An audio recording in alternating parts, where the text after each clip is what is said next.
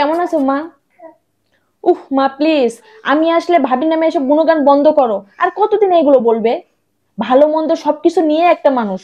তোমার যেমন ওর অনেক কিছু ভালো লাগে না, ওর হয়তো তোমার অনেক কিছু ভালো নাও লাগতে পারে।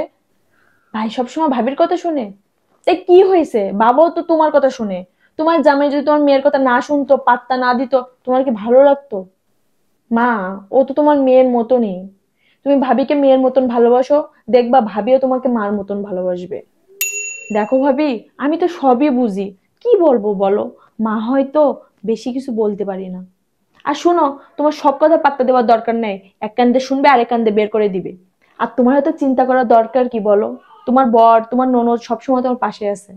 যা বলবে চুপচাপ শুনবে। আর ছেলের বউ আসলে সব শাশুড়ে এমন করে। তাই কক্সবাজার ঘুরতে যাচ্ছ? যাও যাও, অনেক সুন্দর জায়গায় ঘুরে আসো। মা খুশি হয় নাই? শুনো ভাবি, সংসারে থাকতে গেলে তুমি কারোর খুশি করে চলতে পারবা না। কে কি করলো, কে কি ভাবলো, এসব চিন্তা করে লাভ নেই। তুমি ভাইয়াকে নিয়ে ঘুরতে যাও তো, আমি মাকে বুঝিয়ে বলবো।